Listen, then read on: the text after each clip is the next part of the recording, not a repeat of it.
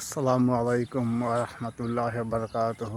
My dear viewers, আমি খালি পায়ে ঘাসে হাঁটলাম আধা ঘন্টা। এই মাঠে আবার এসে নামাজ পড়ে নিলাম। তো আপনাদের একটা কথা বলতে চাই যে সার্কাডিয়ান রিদম ঠিক রাখবেন।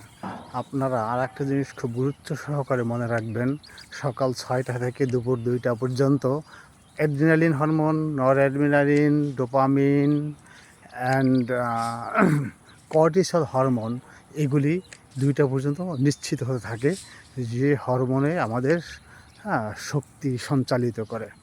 এর পরে আসে 2টা থেকে রাত্র 8টা পর্যন্ত পরবর্তী 8 ঘন্টা, 10টা পর্যন্ত মনে করেন, পরবর্তী 8 ঘন্টা 10টা হয়, রাত্র 10টা পর্যন্ত আপনার সিরোটোনিন হরমোন, যেটাকে মানসিক প্রশান্তি দেয়, মনে বিভিন্ন রকমের উৎসাহ উদ্দীপনা চলে আসে, এই হরমোনটা ওই সময় রিলিজ হয়।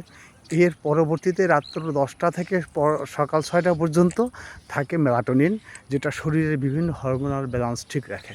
অতএব এই সার্কাডিয়ান রিদম ঠিক রাখার জন্য আপনারা সূর্যোদয় দেখবেন, সূর্যাস্ত দেখবেন, গায়ে রোদ লাগাবেন, খালি পায়ে ঘাসে হাঁটবেন, ব্যায়াম করবেন, ভালো খাদ্যাভ্যাস করবেন, ভালো ঘুমের অভ্যাস করবেন।